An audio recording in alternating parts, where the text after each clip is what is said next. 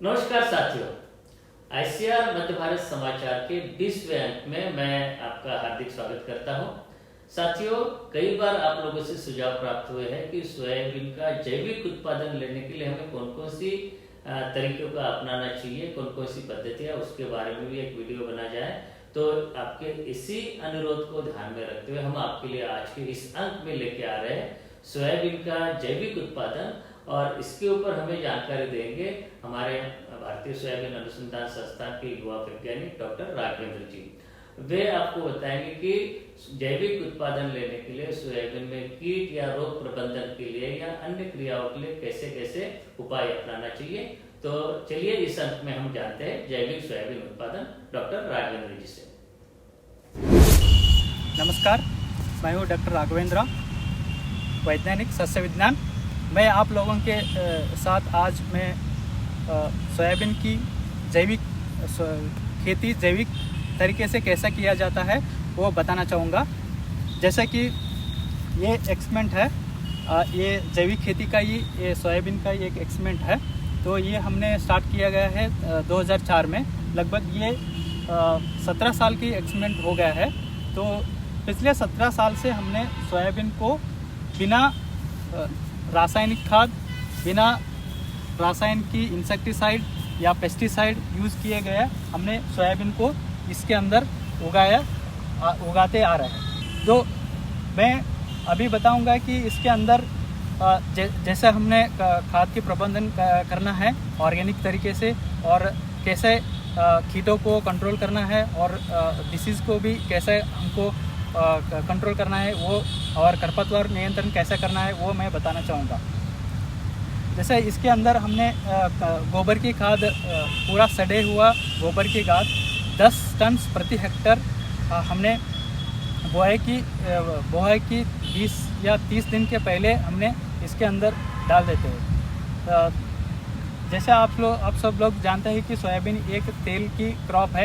इसकी फास्फोरस की रिक्वायरमेंट जो है वो ज़्यादा रहता है, जैसे 60 kg प्रति हेक्टर।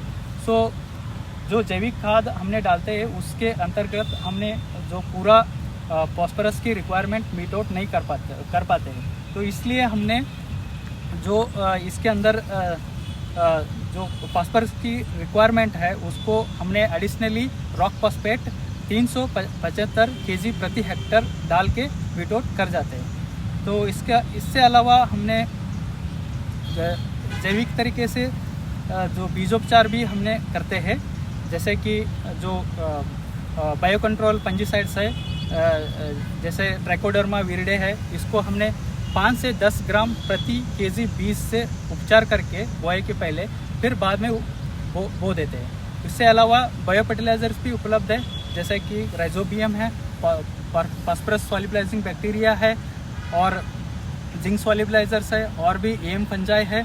तो इसको हमने 5 से 10 ग्राम प्रति kg बीज से उपचार करके बुआई के पहले फिर बाद में हमने बुआई किया गया है। तो इससे अलावा जो कीट को नियंत्रण कैसे करना है, तो हमने इस एक्सपेरिमेंट में कीटों को ऐसे कंट्रोल किया गया है कि जो बायो इंसेक्टिसाइड्स जो मार्केट में उपलब्ध है, कि जैसे कि बैसिलस thuringiensis जो टाइपल नाम से आता है, तो उसको हमने 1 लीटर प्रति हेक्टर को यूज़ किया गया है। इससे अलावा बेविरिया बेसेना जो है वो 1 kg प्रति हेक्टर। उससे अलावा हमने कीटों को ऐसा कंट्रोल किया है कि आपने देख सकते हैं कि ये जो टी शेप की जो खूटी है वो गड़ा देते हैं। तो उसको गाड़ने से क्या होगा, जो बर्ड्स या पंछियाँ जो है वो बैठ के जो सोयाबीन के अंदर जो इलिया है उसको खा जाता है। उससे अलावा जो ट्रैप्स है, येलो स्टिकी ट्रैप खास करके सफ़ेद मक्खी के लिए, और भी जो लाइट ट्रैप्स है अदर इंसेक्ट्स के लिए, और जो फेरोमोन ट्रैप्स है खास करके जो टोबैको कैटरपिलर और पॉड बोरर है, तो उसको हमने यूज़ करते हैं कि जैसे 25 से 25 जो फेरोमोन ट्रैप्स है प्रति हेक्टर हमने यूज़ किया गया है। उससे अलावा जो खरपतवार नियंत्रण इसके ऑर्गेनिक खेत के अंदर बहुत मुश्किल है, तो वो भी हमने इसके अंतर्गत जो है वो हमने हाथ से ही एक बार जो 25 से 40 दिन के बीच में एक बार हाथ से निकला गया है। तो और अगर यदि आपका जो फील्ड है, जो खेत जो है अच्छा कंडीशन में है, तब आप 15 से 20 या 25 दिन के बीच में आप एक डोरा चला लिया तो आपका जो खरपतवार है वो नियंत्रण हो जाएगा।